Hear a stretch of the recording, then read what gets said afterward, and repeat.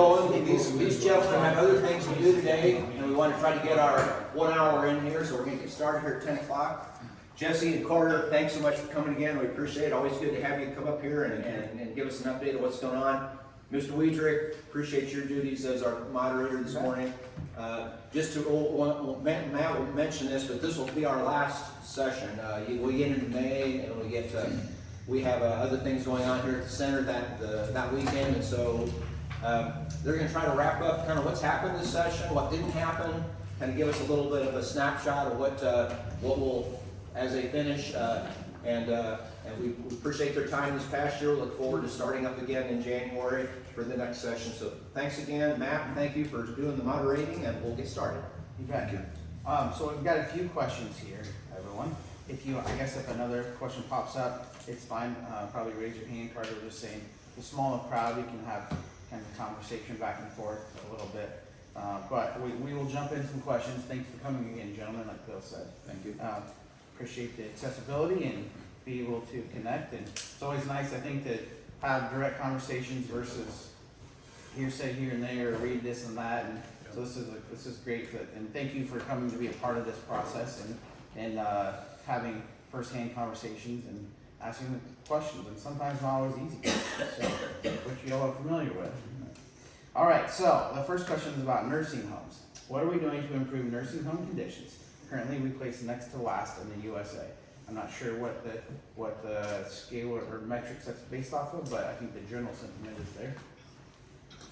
Yeah, so from a 30,000 foot view, Iowa has more beds per capita than any other states in the nation.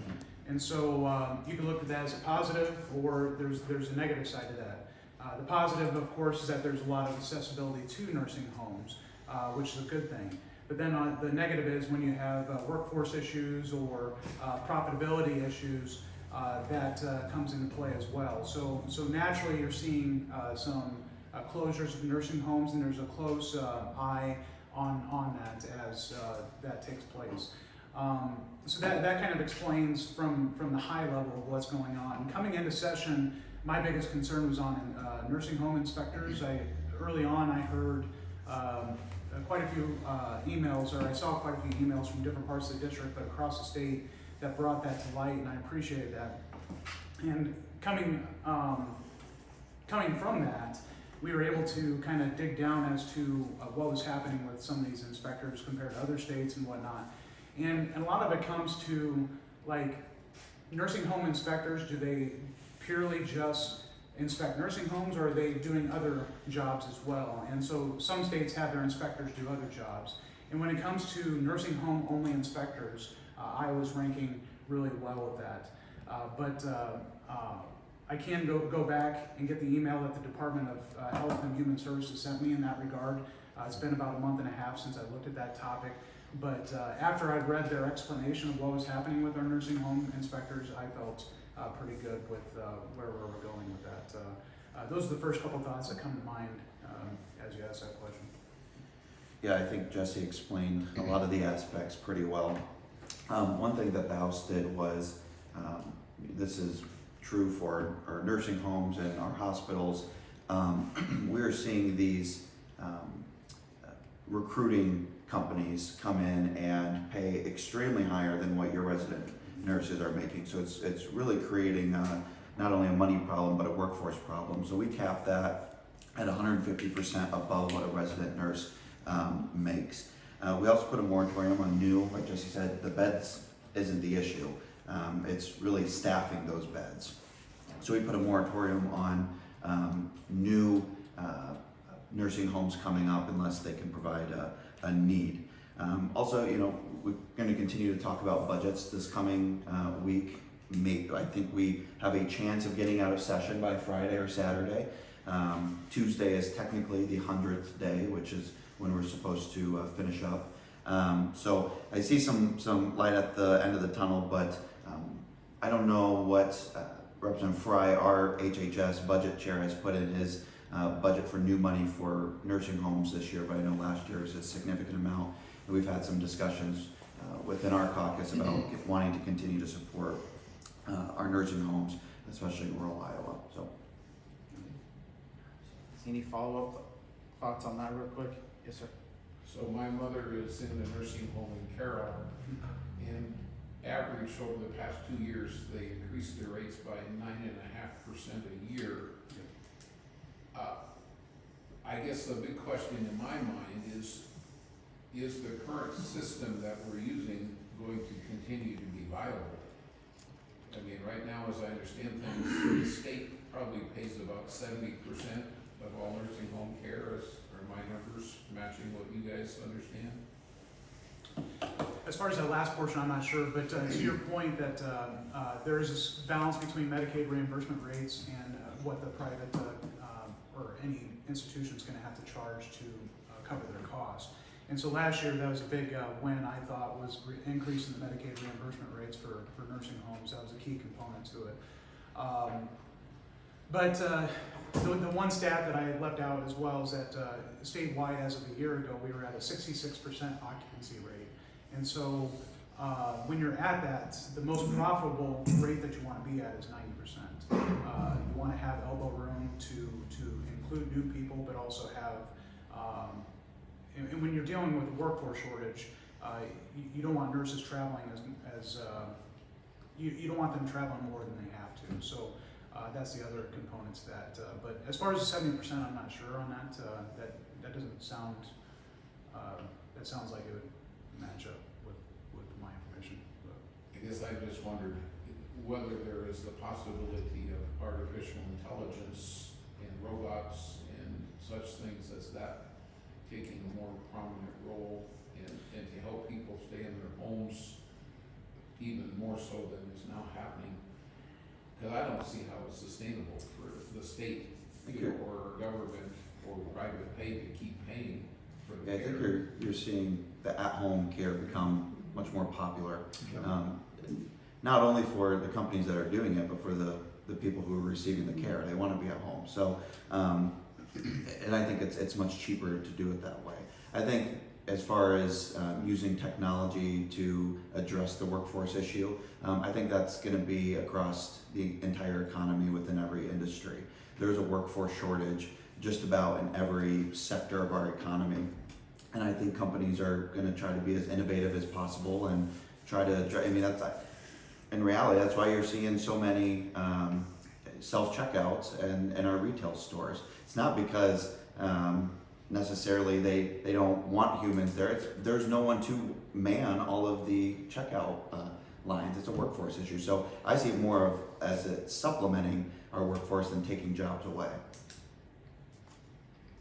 Okay. All right. Next topic. There's got a couple, 2 or 3 things in here. I'll read it all and then you can kind of dissect out a little bit. This doesn't sound good already. Yeah. It's not a softball. All right. Would you favor submitting a constitutional amendment on the issue of abortion to the voters of Iowa? If not, why not? And then would your answer be the same if the other party held a majority of both houses of the legislature in the governor's office? I mean, you want to do that again? It's kind of a lot. Yeah, read it one more time. Would you favor submitting a constitutional amendment on the issue of abortion to the voters of Iowa? And if not, why not? Would your answer be the same if the other party held a majority of both houses of the legislature and the governor's office? So when it comes to the constitutional amendment that we did propose a couple years ago about is there a fundamental right within our Constitution for an abortion? We passed that out, I lose track of the years now, last year, but I would support that again, bringing that to the floor. I love it when we can bring these issues to the people, and I've supported that in the past.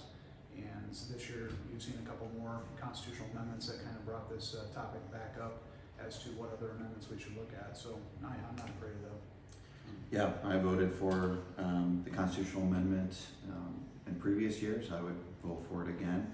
I think the Supreme Court's going to come out with a ruling in June, and so not sure if it's necessarily needed with the Supreme Court ruling. Maybe it will be. I don't know. We'll have to see. But yeah, I'd be inclined to support it. Follow-up thoughts, questions on that? Okay. Well, your Yeah. question was asking the constitutional right to abortion, read that first question. Yeah. every time. Would you favor submitting a constitutional amendment on the issue of abortion to the voters? Oh, on the issue, okay, Yeah. yep. I did go to listen to the oral arguments at the Supreme Court, what day was that, Thursday? That was really interesting to watch. I've never seen such a thing. It really was interesting listening to the arguments on both sides and the rational review versus undue burden as far as how the Supreme Court's going to look at our heartbeat bill. But Susan Christensen, it was interesting hearing some of her topics on that. She was concerned about our rape and incest exemptions as far as the time frame that somebody can report, and I hadn't quite heard that side of the argument, so she kind of revealed her hand as far as how she's probably going to vote on the issue, not necessarily on the heart of the bill, but no pun intended. It's really going to be interesting what the Supreme Court does in June, and that's really going to dictate Iowa politics, I think, for years to come. So. Okay. All right. This is a question about water in Iowa. It says only 2.8% of land in Iowa is public. Some of this is highway spaces. These spaces can add issues such as salt to water. Farm chemicals in water is another concern affecting the water here in Iowa. Iowans place a large value on recreation, and $1 billion in direct spending is generated from visits to Iowa lakes and rivers each year. The question is, how do legislators propose a future of safe, clean water? Well, we need to keep doing what we've been doing. In the last 10 years, we've seen a huge increase in cover crops.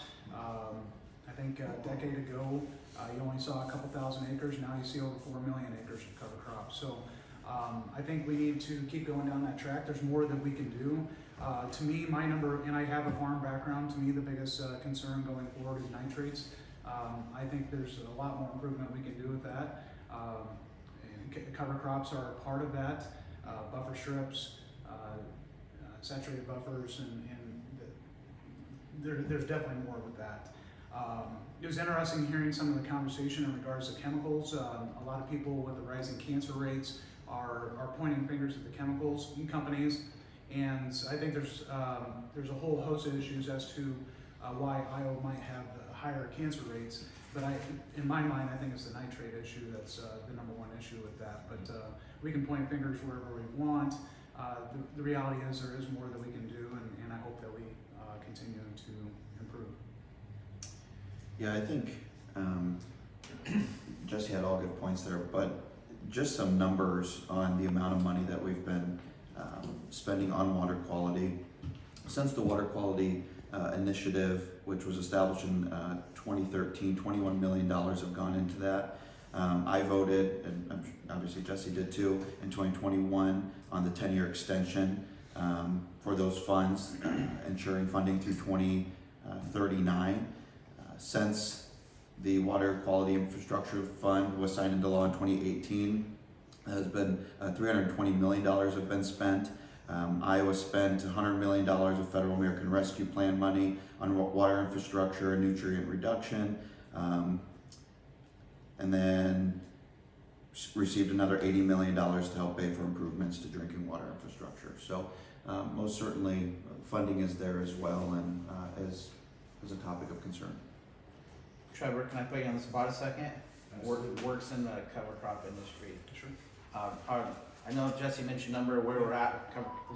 Is that number jive with kind of some of the stuff you're hearing as far as cover crop usage these days, acres planted? Absolutely. I mean, there's a lot of funding out there through the government and through our corporations. I mean, it's there. People just need to pull on it and maybe investing in an educational component of this would be beneficial. Where the funding and opportunities are there, but getting the word out, convincing people it's a good idea, and it's okay to try something different than Grandpa did, and different than the guy down the road, and all that stuff. Yeah. One thing I brought up before, and I'm sorry if you've heard this before. I see a couple new faces, but in my mind, I think we have a big generational shift that's going to happen here within the next 10, 15 years, and my parents' generation has seen so much changes in their lifetime with agriculture and positive changes. I mean, it used to be when my dad was a kid, you were considered a poor farmer if you didn't plow your beans hill, right? And now we understand that that's ridiculous.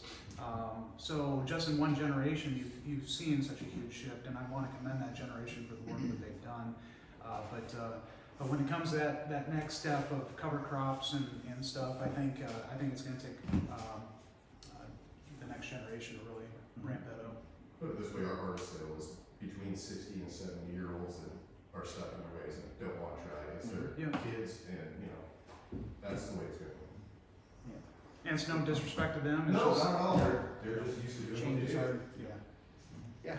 And then also, for my industry, that I stepped into, we fly, I have a drone network of now 30 pilots this year. Last year, we flew over 560,000 acres of agricultural land across Iowa. And the job of the drone industry that we're involved in is taking imagery and providing data to the agronomists to know exactly where they need to spray their fields to kill the weeds, the insects, watch out for disease, and if they can prevent or to stop the spread of the disease. But the goal of our project is the growers not having to spray their entire field, so less chemicals in the ground. And so this new generation we're noticing is really just the younger generation of growers and some of the ones that are wanting to involve this technology even further to grow it. So you guys created a new drone bill that hasn't been signed yet? But, okay, when it does get signed, it does give an exemption for agriculture. So thank you for listening to small business here in Iowa. Now we're doing over 1,076,000 acres between here and up to Minnesota. So, and that's going to help our growers not having to spend money on this, on their cost of insecticide, pesticide, so forth. So we're saving the grower money that way, and then also our fields and land, putting less concrete in there. So, anyway, so thank you for that. Yeah. Utilizing technology to Technology is going to grow. have more specified treatment of acres, right? That's great.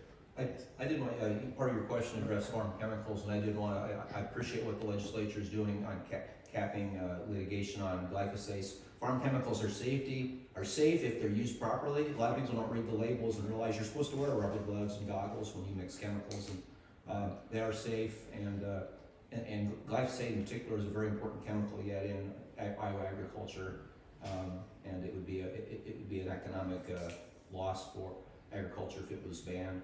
And thanks for working on that. could I explain that, Billy? Yeah. That he was talking about. So the Senate just passed out, and the House is debating it internally about immunity to corporations as far as lawsuits regarding labeling. And so it's really easy to distort that bill into something that's not.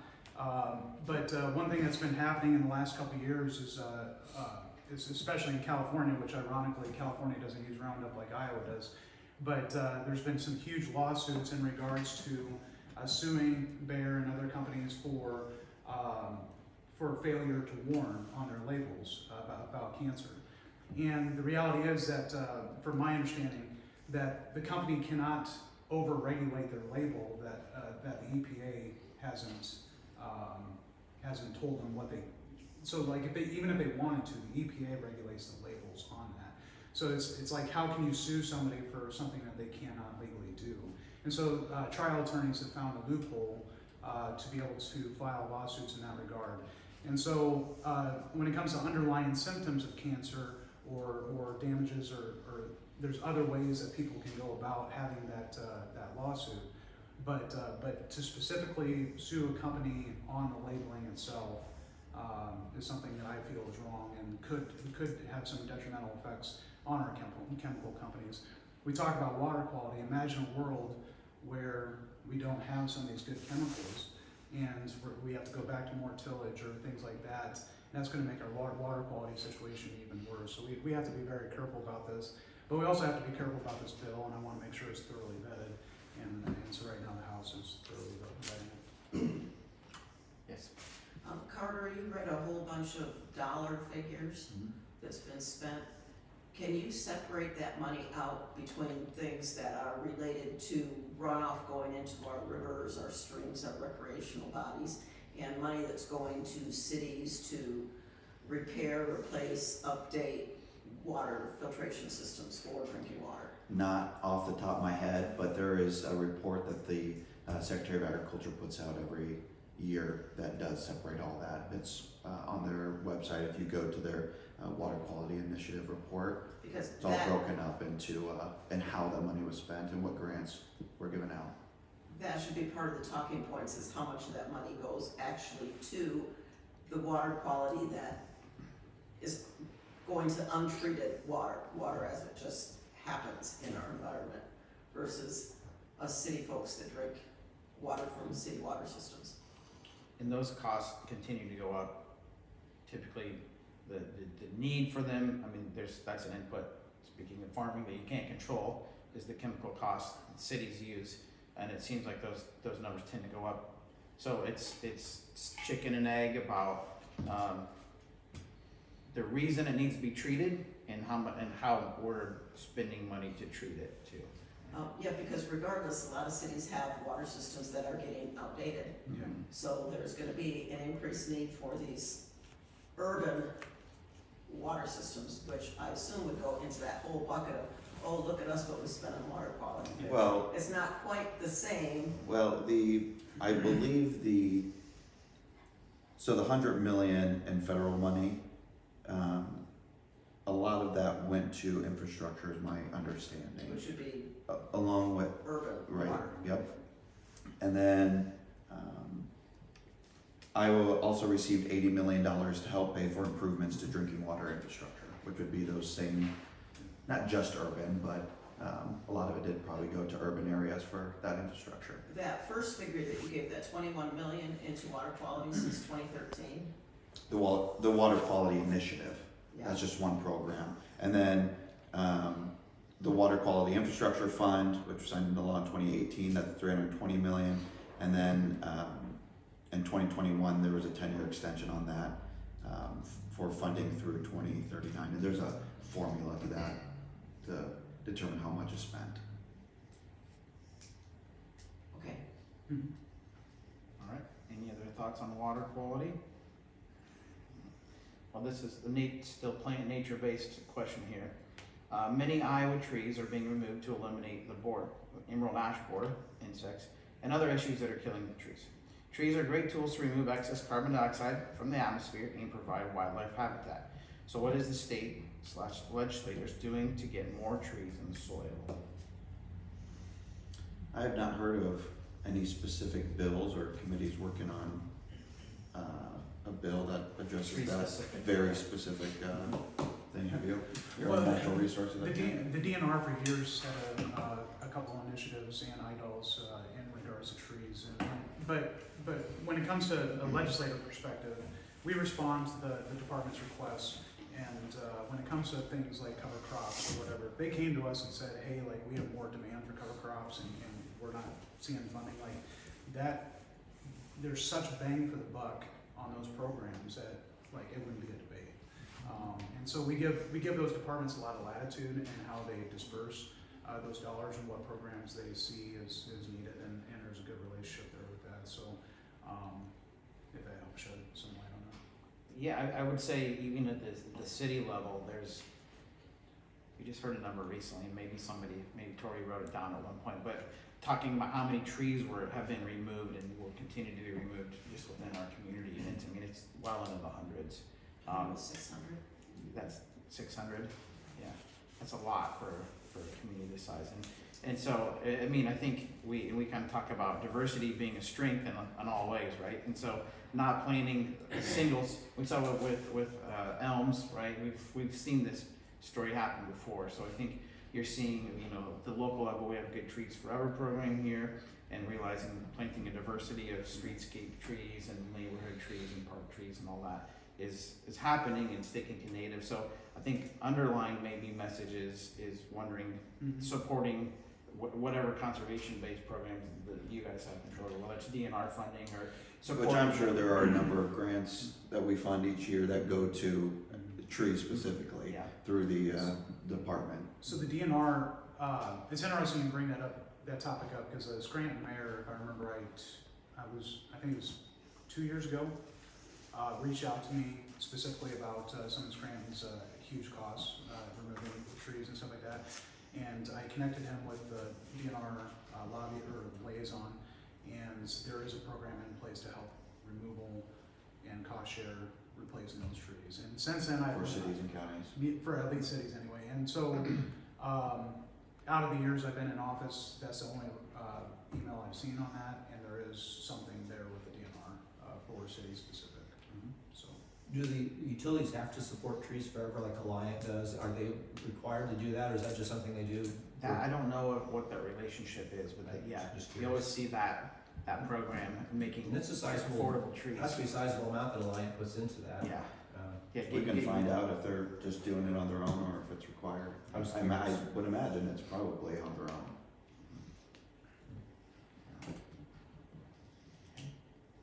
All right. Any other thoughts on trees, nature? Okay.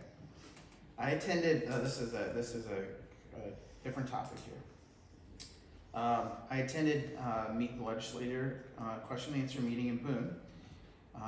Senator Green here said the biggest issue in DC is working without respect instead of working to get a solution by using ethics and empathy. When our legislation working in Des Moines, do you see lack of respect between parties, limiting solutions from being workable for both sides? No, not necessarily. I work, it's different for every legislature or every legislator. Everybody goes about their business there in their own way. I try my best to work with anybody who has a good idea, regardless of what party they are. That does not mean that I'm going to always agree with my counterpart on the other side of the aisle. I chair the Education Appropriations Committee. My ranking member, the Democrat, is Tracy Eller. We have a great working relationship. We respect each other and we respect each other's opinions. That said, we're going to disagree on a number of items, but we can do that in a respectful way. And I think that's, for the most part, how most legislators go about their business. So I would also say, by the end of session, usually 90+% of the bills that we do in the legislature are bipartisan. There's that 7-8% that are party line that gets all the news attention and all the coverage. Nobody ever hears about the 90+% of bills that are worked on together and really have strong bipartisan support. Being chair of local government, that kind of added a new experience for me. A lot of local government issues are bipartisan, and so I was able to naturally get some input from senators like Isaiah Knox. He's been we've developed a good friendship, and him and I actually went to a conference together talking about bipartisanship and how to disagree in a proper way. But through that, it really encouraged me about our process, about how to see different perspectives. And I mean, Isaiah Knox represents the district that is right around the Capitol, and so when it comes to an issue of homelessness, he provided insight to me that I've never dreamt about. And so hopefully next year, I think we will be working on a homelessness bill, and I'll be leaning on him pretty heavily. And then on the Republican side, on my local government committee on that issue, I have Scott Webster, who's a Republican senator from Davenport, and so he's going to provide some insight from a city perspective from his lens. And so there's a lot of issues like that you have to lean on other perspectives to develop good policy. Natural Resources, another committee that you feel that respect and that difference in opinion and come up with bipartisan solutions. But of course, there's a lot of other issues you're just going to have to agree to disagree and keep moving forward. Okay. Any other thoughts or questions on that topic? Yes. Well, it's interesting. How much of your legislation is generated by local legislators, and how much of it is coming from partisan think tanks, because so much legislation is coming up in various states that's identical. Yeah, that's the system our country kind of thrives on. We look at Florida because we believe Florida did something well. Florida looks at us because we did something well. We had a bill that mirrored very closely to a California law that they passed. So it's not just looking at red states or looking at blue states. If another state has an idea that's working well in their state, why wouldn't you think about that for our state? So I think that's important, and we spend a lot of time comparing our ideas to the ideas of our neighboring states and states across the country. There are a number of think tanks out there. Some are good, some are bad. I don't think it's problematic to, a lot of that comes from putting different state ideas into one idea too. And so like I said, you gotta be careful of what groups you look at. Some are good, some are bad. For me personally, I can't think of a bill that I worked on that I looked at what did a think tank say about this. But I have compared it to what other states have done in the past for sure. That answer your question? Sort of. Okay. Yeah, I love outside of session when we can go to a couple conferences and visit legislators from other states. It's every state is unique and different, but when it comes to running elections or funding formulas for education, like Iowa has a great funding formula for that that is equitable and also funds it adequately. Those are the two pillars that each state is looking at, and actually is like a state like Kansas, for example, I think went through some litigation that maybe their system wasn't as equitable as it should be. So then they would talk to legislators from Iowa and be like, so how do you work your property tax formula to make it more equitable? And so those conversations are so healthy, and that's why my appreciation for government has just skyrocketed. I wish more things were handled on the state level, and to create that laboratory of the states that we were founded on. But it's always healthy to see what other people are doing. Okay. I will send a question or topic your direction that came out of City Hall this week, knowing this you guys were here in town. Thought of it's kind of ratcheting down on cities right now about what rollback and all that, and the accessibility to tax money that's harder to get back at the municipality level right now, and it kind of keeps tightening a little bit as a trend. Is there something that's being looked at to kind of balance that out, or what? How's that? Right now, city budgets are going to keep getting tighter and tighter with lack of accessibility. Yeah, I know. I sit on the appropriations committee, and so I know the Ways and Means Committee, who handles all those issues, have been having some discussions about addressing a couple concerns that have come up since the passage of our property tax bill last year. So not exactly sure what's in there. I'm not sure if there is a bill out yet. I know Representative Kaufman, who chairs the Ways and Means Committee, has been working closely with Senator Dawson in the Senate. So I think there will be a bill coming out. Like I said, we're getting down to the end of session here, so nothing is ever for certain. What I do know is we rank in the top 15 in the country for highest property taxes in the nation. So something's got to be done, but we got to make sure it's something that we come together on and talk to our local, our cities, our counties, and also make sure that we're being proactive and responsible with the state budget as well. Yeah, when I think about local property taxes, a few things come to mind. I just jotted them down. One is I am disappointed with some of the unfunded mandates that we do put on local governments. I'm really sensitive to that. For example, our truth in taxation bill last year, it's not a huge cost to local governments, but still a cost. And for us to put that burden on our auditors and stuff and not give them a check for that, I think is wrong.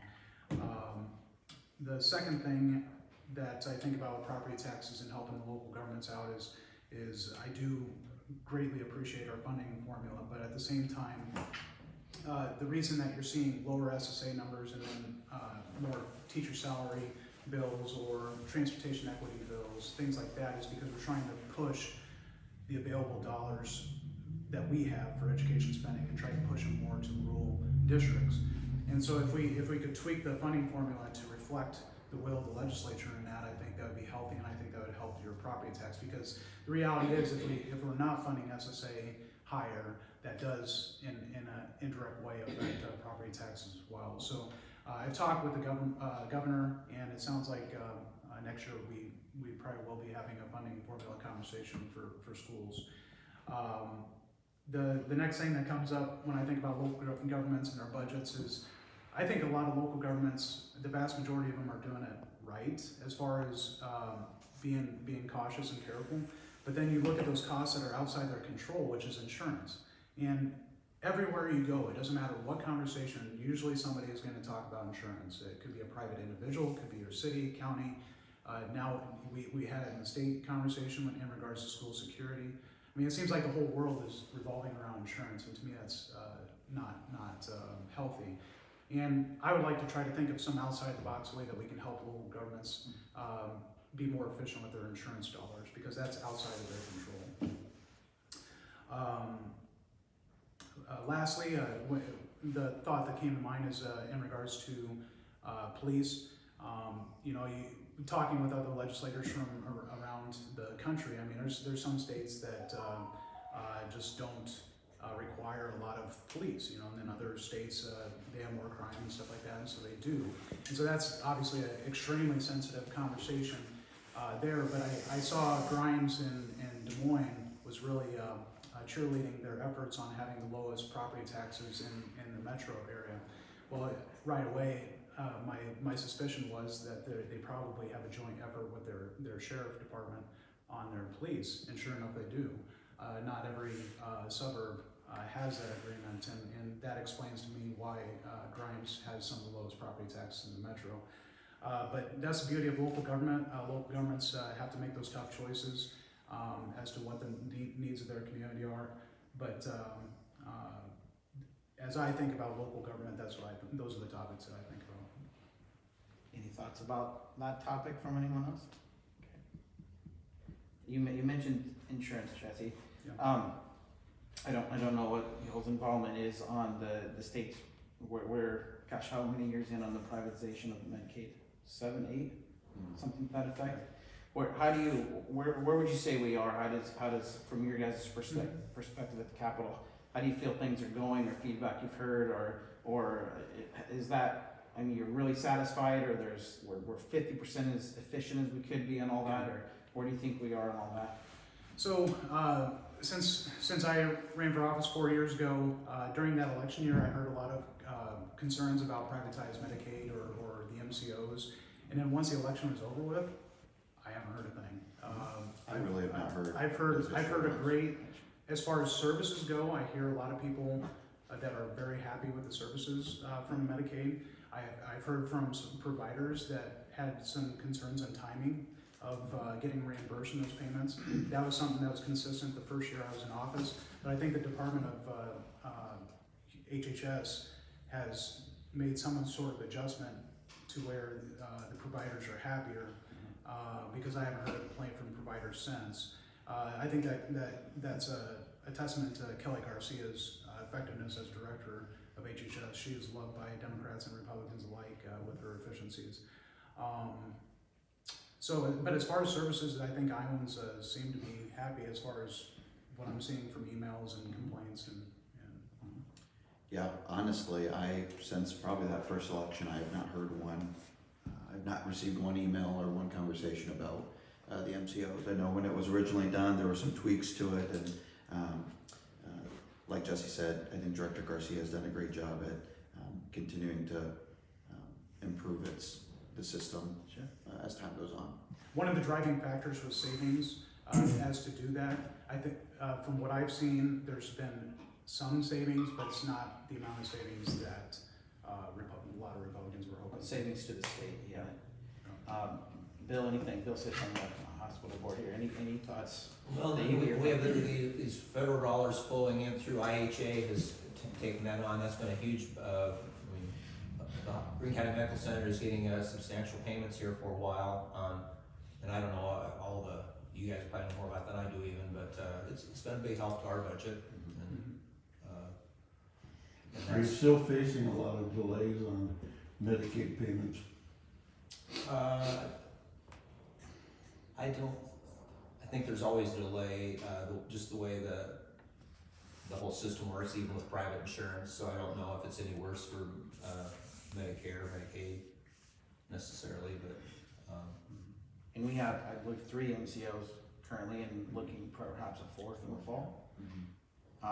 My wife works for one of the MCOs in provider relations, and so it's been very good lesson for I was me. gonna say, this is a very niche thing to, I've not heard it once, so that makes sense now. No, Okay. yeah, well, and part of it is just an acknowledgement for I think everyone to try our best to learn about each topic before we get overly critical or have things to say. I've certainly learned a lot that I wouldn't have known, and I know that it was very easy for one side of the aisle to be critical of the other when this happened. I guess on a fairly biased comment would be, I think maybe looking back a while, perhaps the underfunding of the state level to put us in the situation that you could pay others to do it even more efficiently might be the criticism at that point. But for now, it's easy, like all those insurance companies, it's easy to look at. But and some of it is, I think providers are, gosh, the state always paid for these, or this is, and it's like, well, we're given this book of what the state says we have to do. Even if the state wasn't doing it themselves, we are, as an MCO, we have to follow what they're telling us, or they will cut down on us. And so there's been a pretty big learning curve from the providers, I think, even to know that how it was supposed to be done, and now it's being done that way compared to what it was being done. So it's been a very interesting insight to know from the inside out how this system is working. And boy, it is convoluted and complicated, and the timing is very frustrating, and you're working with these huge corporations that are, their efficiency is their job, but it can be frustrating, I know. Then local, at the local level, it can be frustrating in the delay of getting funds, but continually evolving, and I guess, whatever support the state puts into it is only benefiting the people in need from, Any other thoughts or questions on that topic? I don't have any other written out questions. Did any other topics come to mind from anyone? I have a written out question. Okay.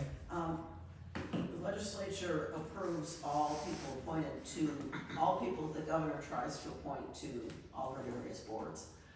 Is that typically a partisan vote where members of one party vote against every appointee of the governor based on the governor being part of another party?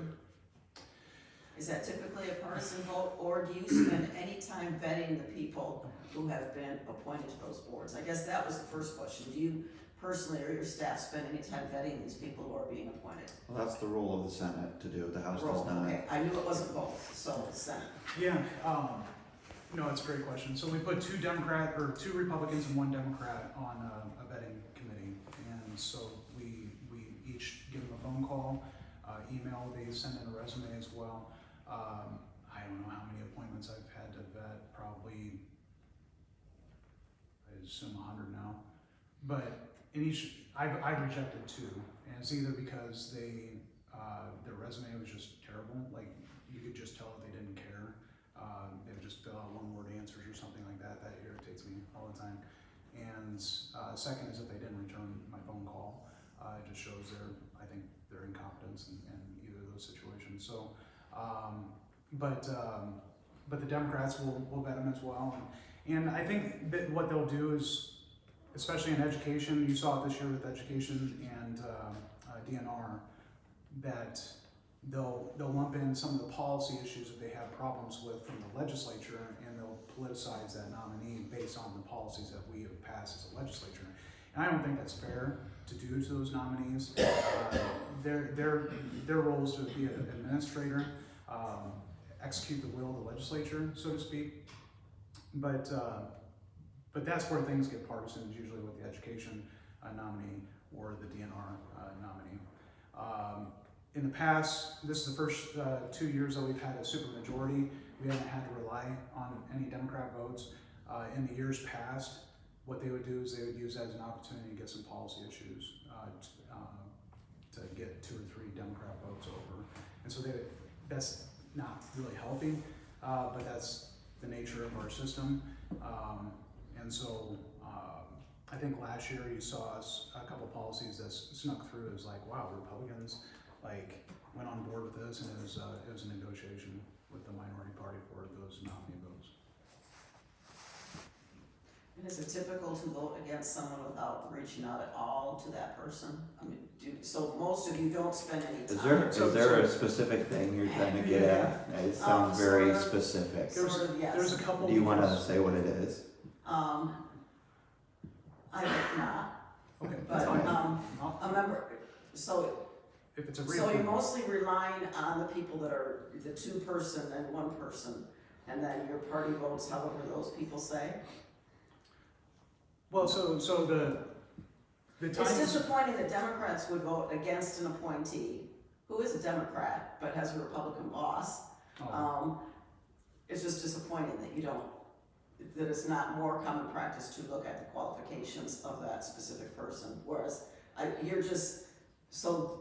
your party just trusts the recommendation of this 3-person vetting committee? well, it's kind of like a bill, where when you introduce a bill, you get a 3-person subcommittee that first looks at the bill and vets it. If it gets past that point, then it goes to full committee, just like a bill does. That's what happens with a nominee. So then we discuss it within our full committee. Hey, I think this is a good person, here's why. Has anybody heard any negatives?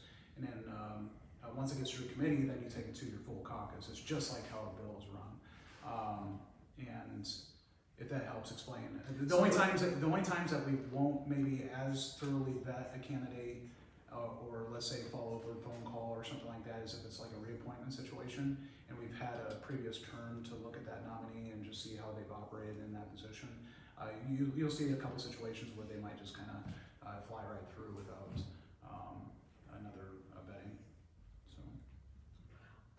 So, does that make sense? Yes, makes sense. I'm disappointed to hear that so much of the political policy stuff starts with those appointed boards. From the minority party.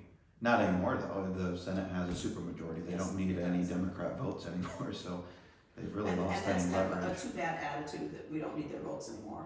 Well, it's right, but you just said how disappointed you were in that it was becoming about policy. The ones that were doing that was the minority party, the Democrats. So, I mean, I guess it goes both ways. So, the thing is Iowans elected a Senate with a supermajority. Will that always be the case? Absolutely not. We know the pendulum swings back and forth. But right now, Senate Republicans have a supermajority and don't need to rely on Democrat votes to appoint. That doesn't take away from their vetting process and the amount of work that they put in looking at every one of these candidates.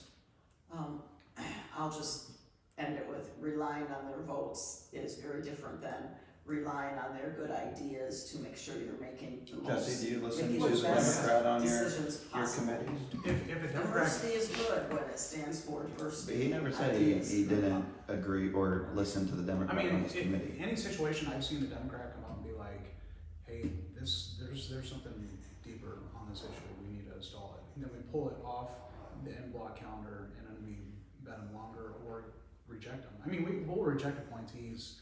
There's probably 2 this year that I'm not sure how that process works for after session. The governor's gonna have to find somebody else. But yeah, I've never poo-pooed somebody that has deep concerns. That happens behind the scenes. Once it hits the floor though, I've seen a lot of times where the opposition party will bring those concerns forward, they get their concerns alleviated, and they're put to bed, but once the vote comes up on the board, they'll still vote against. I would, again, this is the role of a Senate, but obviously the House pays attention to it as well. I take Mackenzie Snow as an example. You have the Des Moines superintendent testify on her behalf. You had Rob Denson with DMAC testify on her behalf. A number of other officials testifying on her behalf. As education budget chair, I think this is my 3rd director now. I've never seen someone so competent and able to do the job as Mackenzie Snow. I don't think Democrats gave it one thought of voting for Mackenzie Snow because they don't like her former boss and they don't like the governor. So I think it goes both ways. I think the Democrats absolutely politicize these appointments as well.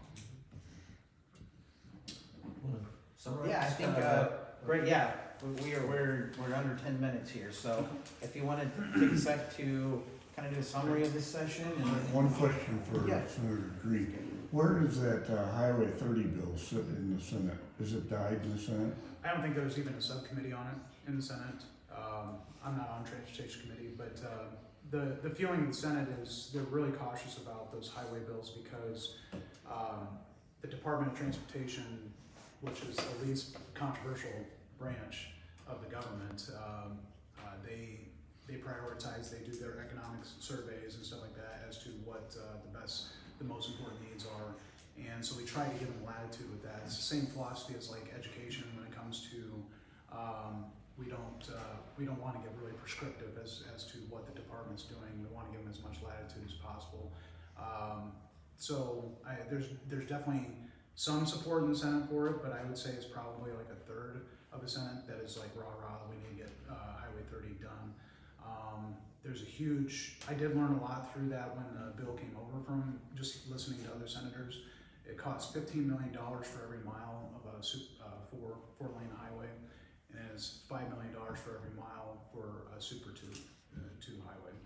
And so there's definitely some concerns from the fiscal side of things as well. So I'm not sure what's going to be done with that in the future, but I definitely want to see more economic impact studies come to us on that. And on that bill that we passed out of the House, Representative Thompson and I co-sponsored an amendment. I understand. I talked to Phil. Yeah, okay, just for everybody else, we sponsored an amendment that would require the DNR to take every measure possible when considering eminent domain to go around real property and Century Farms. Yeah. Phil told me he worked with you on that one. Mhm. So. Okay, well, summary moment here from this session. Maybe some of your highlights or things you take out of this that you will want to bring back again that didn't quite happen. Some of your big misses or successes, or however you want to summarize. I think Jesse does a better job summarizing, so I will kind of take how we get out of session and then maybe you can summarize what we've done. Right now we are working on budgets and ending negotiations or trying to end negotiations on a number of policy bills that have gone either through the House or it's gone through the Senate, seeing if we can't reach final consensus and get those to the governor's office so we can finalize budgets. The House came out with our numbers and the Senate came out with their numbers. We are about $80 million apart. The House has the 80 million higher. So we've kind of crafted our budgets. The Senate has begun moving theirs. So I really do think that we can get to an agreement by the end of this week. Obviously, that $80 million difference is going to have to meet somewhere in the middle. That's just part of how our system works and those negotiations. So I think we can start moving. We'll move, at least for my budget, we'll move that to the floor this week, and then continue those talks with the Senate and governor, and hopefully get out by Friday or Saturday. Yeah, this is the smoothest I've seen the budget conversations go, and credit to Carter, he's got one of the biggest budgets, so he's done a good job with that committee. But a few policy issues that I would like to highlight that I think is really important. This year, we worked on a foreign land ownership bill. You've heard me talk about it, and I think it's super important. There's about half the LLCs in Iowa that we could not identify who exactly owned the lands in those LLCs in Iowa. And so it was long overdue to have a correction in our structure to allow the Secretary of State to get more information on LLCs and who's buying that land. That was probably my favorite bill, one of my favorite bills this session. Of course, in the education realm, I'm so proud of our teacher salary increase for starting teachers. That was one of my campaign promises. I want higher teacher pay and lower class sizes. That's one way you get there. Also, it takes the available dollars that we have for education and pushes it out to rural Iowa. Rural Iowa teachers will make less than an urban teacher, and so one way to push education dollars for rural Iowa is through that avenue. When adjusted for cost of living, we'll have at least in the top 3 starting teacher pay in the nation. When you look at the actual starting teacher pay, we're going to be in the top 6, so that's a great place to be in. We also passed out postpartum coverage for Medicaid for mothers. I've always been pro-life all the way around, and we need to support mothers any way that we can. And so by having a 12-month coverage for Medicaid, I think is a great step in that direction, and we're doing it in a fiscally responsible way. One bill that came up this week that I was kind of surprised about was tax abatement for firefighters, for volunteer firefighters. I think the House still has to vote on it, but that would allow county supervisors the opportunity to give an abatement to volunteer firefighters within their counties for up to $500. So I think that's a great bill that you guys will hopefully appreciate. Another bill that the House kicked over that I think is a great bill is traffic cameras. That's always a controversial issue. It's a complicated one as well. But it appears this year, instead of doing an outright ban on traffic cameras, we're just going to regulate them, make sure that towns go through a permitting process to make sure that each traffic camera is not being put there just because of a revenue source, but it's actually doing what they're meant to do, which is to help traffic safety. One bill that's in the Senate that is going to be a big issue this week is the eminent domain bill, which I just got my eyes on it here a couple days ago, and it looks like it's going to be a bill that would give another avenue for landowners to have another hearing, have another way of protesting and getting another set of eyes on their specific situations. So we'll see what happens with that. With that, I tried to make that as short as possible. But again, appreciate you guys coming out, and it's an honor to serve you. Okay. Thank you guys very much. Thank you. Everybody for coming out. On behalf of Daniel Ross and myself, or our Thomas Jefferson board members, we appreciate your participation in this county forum this spring. And also special thanks to Matt for moderating. Carter and Jesse, always thank you. Look for us again next January. We'll start this up again for the next legislative session, and look forward to that, presenting residents of Greene County with a face-to-face chance to visit with our legislators. Thank you. Thank you.